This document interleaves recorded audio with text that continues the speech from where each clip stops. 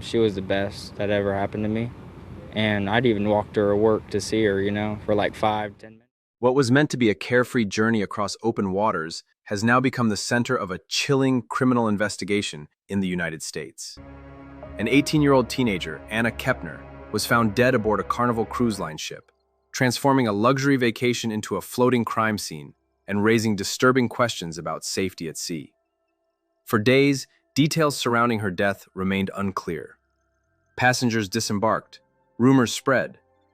Authorities worked quietly behind the scenes, navigating the unique legal and jurisdictional challenges that come with crimes committed in international waters. Now, investigators say they have made a major breakthrough. Law enforcement officials have confirmed that Anna Kepner's stepbrother has been arrested and formally charged in connection with her murder. His name has not been publicly released, but authorities say the arrest followed an extensive investigation involving onboard evidence, witness statements, and forensic analysis. The case has shocked both the cruise industry and the public, particularly because the alleged suspect was not a stranger, but a family member traveling on the same ship.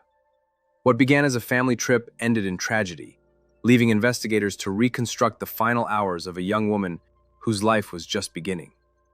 As the accused now awaits trial, the case is drawing national attention, spotlighting the rarely seen reality of violent crime aboard cruise ships and the complex process of delivering justice when a homicide occurs far from land. This is not just a story about a murder at sea. It is a story about trust, proximity, and how danger can emerge even in places designed to feel safest. When a death occurs aboard a cruise ship, the investigation that follows is unlike almost any other homicide inquiry. The setting itself, a moving vessel carrying thousands of passengers and crew across international waters, creates immediate complications. In the case of 18-year-old Anna Kepner, those challenges became central to how authorities approached the hours and days after her body was discovered. According to law enforcement officials, once Anna was found deceased, ship security initiated standard emergency protocols. Cruise ships operate with internal security teams trained to respond to medical emergencies, disturbances, and potential criminal incidents. Their first responsibility is preservation, securing the immediate area to prevent contamination of evidence while ensuring passenger safety. Unlike crimes that occur on land, jurisdiction at sea is complex. Which authority takes control can depend on multiple factors, including the ship's flag state, the nationality of those involved, and the ship's most recent or next port of call. In this case, U.S. authorities became involved, working in coordination with maritime and port officials once the ship reached an appropriate jurisdiction. Investigators have not released every detail publicly, but officials have confirmed that the case moved quickly from a suspicious death inquiry to a homicide investigation.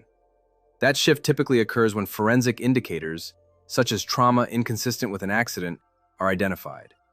At that point, the ship effectively becomes a sealed environment where every movement, interaction, and digital record may be scrutinized. One of the most critical aspects of cruise ship investigations is access control. Modern vessels are equipped with extensive surveillance systems, including cameras in hallways, elevators, stairwells, and public areas. These systems generate vast amounts of data, which investigators must review meticulously to reconstruct timelines. Authorities focused on establishing Anna's final movements, where she was seen last, who she interacted with, and how her path intersected with others on board. Witness interviews are particularly challenging in this environment, as passengers may disembark quickly once a voyage ends, scattering across different states or countries. Investigators often have only a narrow window to identify and interview key individuals before memories fade or people become difficult to locate. In this case, attention turned inward towards someone traveling with the victim. Officials have confirmed that Anna's stepbrother was arrested and charged in her murder, marking a pivotal moment in the investigation. While his name has been withheld, authorities say the arrest followed the collection and analysis of evidence that pointed towards someone within her immediate family circle. Cases involving family members are among the most emotionally and legally complex. Proximity and access, while not proof of guilt, become significant factors. Investigators must carefully separate emotional assumptions from verifiable facts, ensuring that evidence, not relationships, drives conclusions. Forensic analysis aboard a cruise ship presents unique obstacles. Confined spaces, shared ventilation systems, and constant cleaning operations can complicate evidence preservation. Even so, ships are designed with incident response in mind, and security teams are trained to halt routine maintenance or cleaning in affected areas once a serious incident is suspected.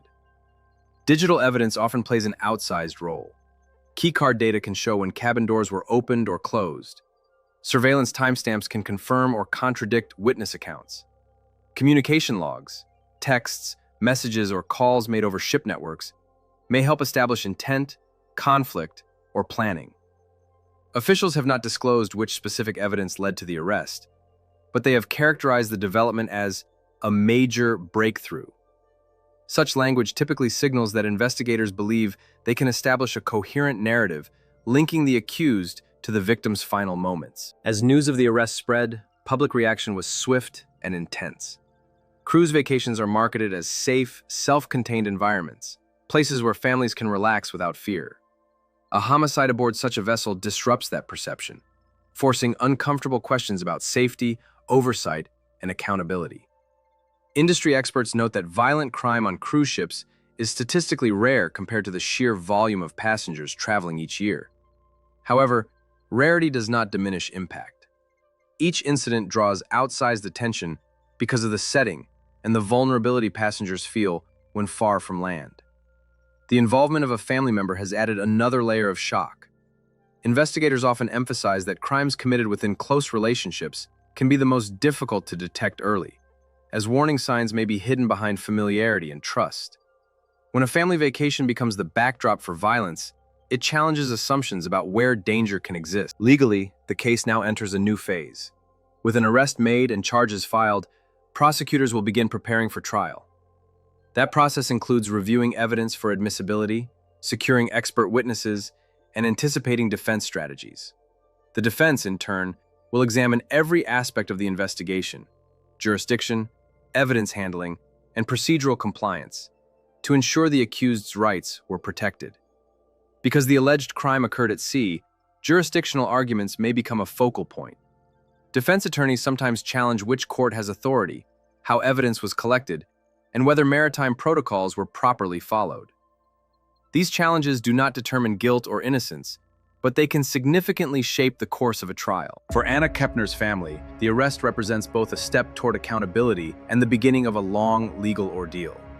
Court proceedings can stretch for months or years, reopening wounds with each hearing and filing. Families often describe this period as living in a state of suspended grief, waiting for resolution while reliving loss repeatedly. Advocates for victims' families stress the importance of transparency and support during such cases. Navigating the legal system, particularly in high-profile incidents, can be overwhelming. Access to counseling, legal guidance, and clear communication from authorities becomes essential. The cruise industry, meanwhile, faces renewed scrutiny. While companies cooperate with law enforcement and maintain security protocols, each incident prompts calls for stronger safeguards, clearer reporting standards, and greater public disclosure. Some lawmakers have previously pushed for enhanced federal oversight of cruise ship crimes, arguing that passengers deserve the same protections at sea as they do on land. As the case proceeds toward trial, investigators are expected to continue refining their timeline, corroborating witness statements, and preparing evidence for presentation in court. The prosecution's task will be to demonstrate not only that a crime occurred, but that the accused committed it beyond a reasonable doubt. The defense will likely urge caution, emphasizing the presumption of innocence and challenging any gaps or inconsistencies in the state's case. In high-profile trials, both sides are acutely aware that public opinion exists, but that verdicts are decided by juries, not headlines. For the public, the case serves as a sobering reminder that tragedy can unfold even in places designed for leisure and escape. It highlights the complexity of justice when crimes cross physical and legal boundaries, and it underscores the importance of thorough, methodical investigations. Ultimately, the truth of what happened to Anna Kepner will be determined in court, guided by evidence rather than speculation. Until then, the case remains a stark illustration of how quickly a vacation can turn into a nightmare, and how accountability at sea demands patience, precision, and unwavering attention to fact. As the legal process continues, one reality remains unchanged. An 18-year-old life was lost, and a family's future was irrevocably altered.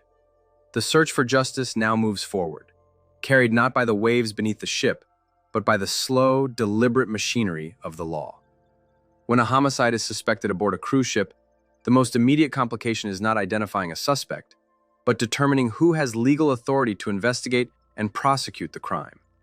Unlike incidents on land, where jurisdiction is usually clear, crimes at sea exist in a layered legal space, shaped by maritime law, international agreements, and national statutes. In the case involving Anna Kepner, authorities confirmed that U.S. law enforcement assumed control of the investigation. That decision typically depends on several factors, including the nationality of the victim and suspect, the cruise line's corporate ties, and where the ship docked after the incident.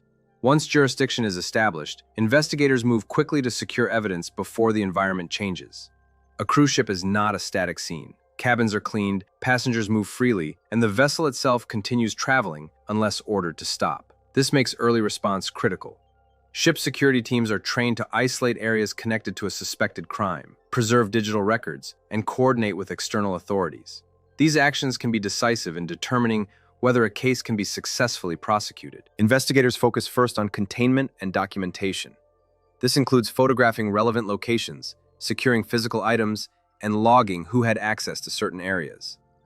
In confined environments like cabins or crew-only spaces, even small details can carry significant weight. However, investigators must also contend with shared spaces and overlapping access, which can complicate attribution. Digital systems play a central role in modern cruise ship investigations. Passenger keycards record entry and exit times for cabins. Surveillance cameras capture movement through hallways, stairwells, and public areas. Onboard communication systems may retain messages or call logs. Together, these data points allow authorities to reconstruct timelines with precision that was impossible decades ago. In this case, officials have indicated that evidence analysis helped narrow the focus to someone traveling with the victim. The arrest of Anna Kepner's stepbrother marked a turning point, shifting the investigation from identifying a suspect to building a prosecutable case. While the accused's name has been withheld, the legal process treats the arrest as a formal allegation, not a determination of guilt. Cases involving family members introduce particular challenges. Proximity alone does not establish responsibility, and investigators must guard against assumptions driven by relationship dynamics. Instead, prosecutors rely on corroboration, evidence that independently supports the same conclusion from multiple angles. This can include digital records, witness statements, and forensic findings that align consistently. Forensic work aboard ships must adapt to unusual conditions. Space is limited, surfaces are frequently cleaned, and environmental factors such as humidity and vibration can affect evidence. Despite these challenges, investigators are trained to operate in maritime environments, and protocols exist to ensure evidence integrity until it can be processed on land. Another critical aspect is witness reliability. Passengers may come from different jurisdictions and cultural backgrounds, and many have no expectation of being involved in a criminal case while on vacation. Investigators must conduct interviews carefully, often under time pressure, and ensure statements are recorded accurately before passengers disperse. Once charges are filed, the case transitions into the judicial phase. Prosecutors begin assembling a narrative that connects evidence to legal elements required for conviction. In homicide cases, this includes demonstrating not only that a death occurred, but that it was the result of a criminal act and that the accused was responsible beyond a reasonable doubt. Defense teams, meanwhile, scrutinize every step of the investigation. Maritime cases offer multiple avenues for challenge: jurisdictional authority, evidence handling, chain of custody, and the conditions under which statements were obtained. These challenges are not unusual and do not imply weakness in the prosecution's case. They are standard components of adversarial legal systems. Public interest in cruise ship crimes often stems from the perception of isolation. At sea, passengers cannot easily leave, seek outside help, or access familiar legal protections. This perception heightens anxiety and fuels demand for transparency. Cruise lines typically cooperate with investigations, but they also operate under corporate policies designed to manage liability and public relations. Lawmakers and advocacy groups have periodically called for clearer reporting requirements and stronger oversight of crimes at sea.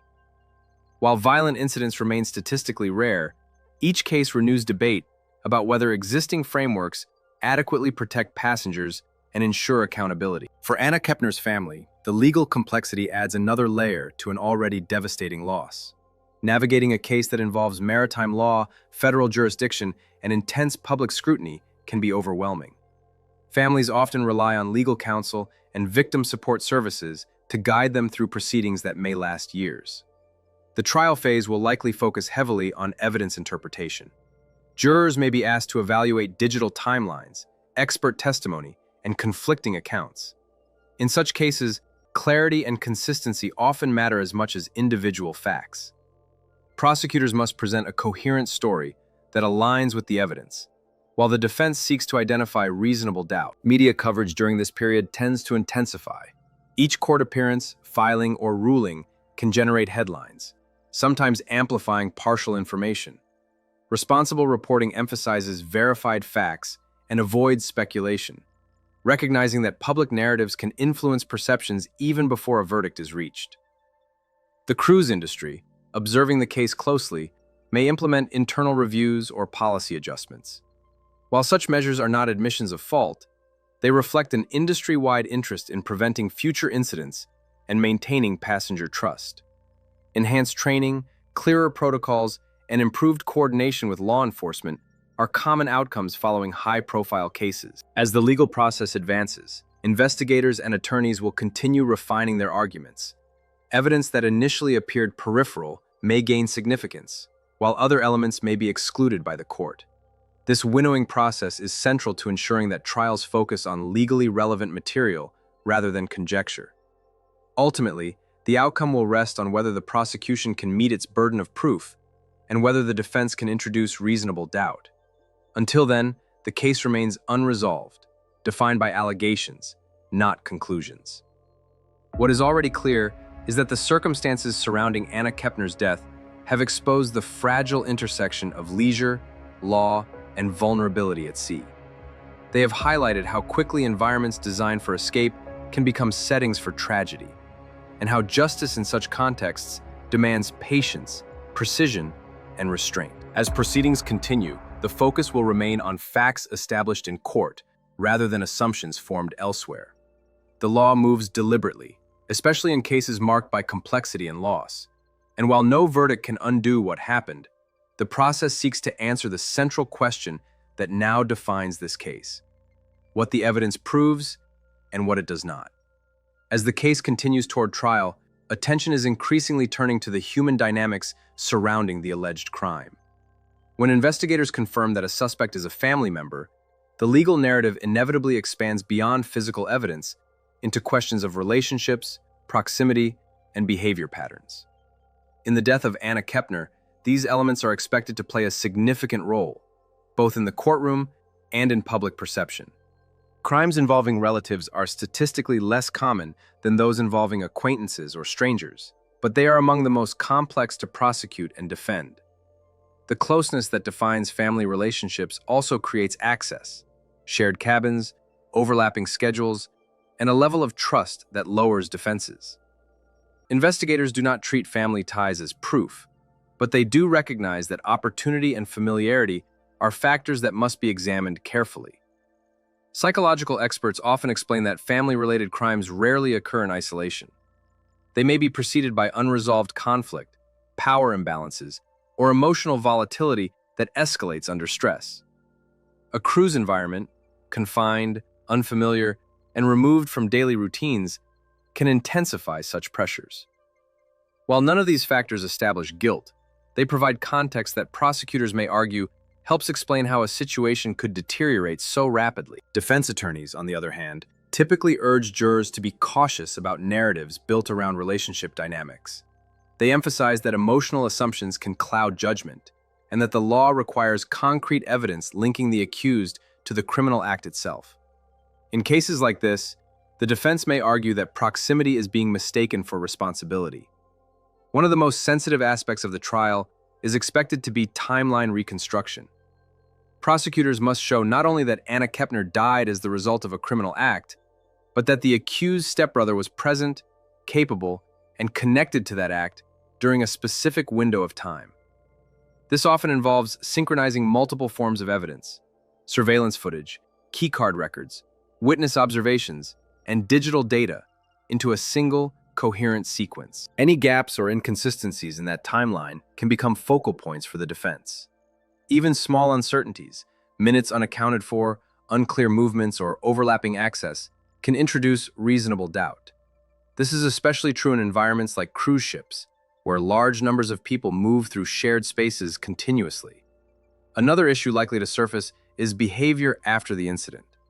Courts often allow limited discussion of post-event actions if they are directly relevant to the investigation. Prosecutors may argue that certain behaviors raised suspicion or prompted closer scrutiny. Defense counsel may counter that stress, confusion, or shock can produce unpredictable reactions, particularly in traumatic situations far from home. The emotional weight of such testimony cannot be understated. Jurors are human, and cases involving young victims naturally evoke strong reactions. Judges typically instruct juries to focus on evidence rather than emotion, but managing that balance is one of the most difficult aspects of criminal trials involving family members. Beyond the courtroom, the case has sparked renewed discussion about youth vulnerability in travel settings. Teenagers traveling with family are generally assumed to be safe, shielded by familiarity and supervision. When tragedy occurs within that circle, it disrupts deeply held assumptions about where protection comes from and how safety is defined. Advocates emphasize that this does not imply blame or failure on the part of families. Rather, it underscores the reality that violence can arise in unexpected forms and places, sometimes without visible warning signs. This perspective has fueled calls for better onboard awareness, clearer reporting mechanisms, and more robust support systems for young passengers. The prosecution's burden remains high. In criminal law, suspicion, no matter how strong, is insufficient. The state must prove each element of the charged offense beyond a reasonable doubt. This includes demonstrating intent, causation, and identity with evidence that withstands rigorous scrutiny. Expert witnesses are expected to play a central role. Forensic specialists may testify about cause and manner of death. Digital analysts may explain how electronic records establish movement and access. Behavioral experts may be called to clarify what certain actions do or do not indicate. Each expert's credibility will be tested through cross-examination. The defense may introduce its own experts to challenge methodologies, interpretations, or conclusions. Competing expert testimony is common in complex cases and can significantly influence how jurors perceive technical evidence. Judges often instruct juries on how to weigh expert opinions, but the task remains demanding. Another factor shaping the case is public silence around the accused's identity. The decision to withhold the stepbrother's name reflects both legal caution and ethical considerations. Naming an accused individual before trial can lead to irreversible reputational harm, especially if the case involves family dynamics and intense media attention.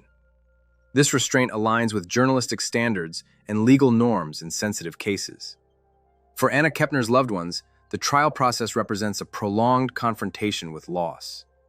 Each hearing revisits the circumstances of her death, forcing family members to relive trauma repeatedly. Victim support advocates stress the importance of mental health resources during this phase, as legal proceedings often reopen emotional wounds. At the same time, families of the accused face their own form of anguish. Navigating allegations within a family structure can fracture relationships permanently, regardless of the outcome. Courts recognize this complexity, but remain bound to evaluate evidence, not emotional fallout. The cruise industry continues to monitor the case closely. While it is not on trial, the incident has implications for policy, perception, and passenger trust. Companies emphasize cooperation with law enforcement and adherence to established protocols, while critics argue that transparency around onboard incidents must continue to improve. As the trial approaches, pretrial motions may shape what jurors ultimately hear.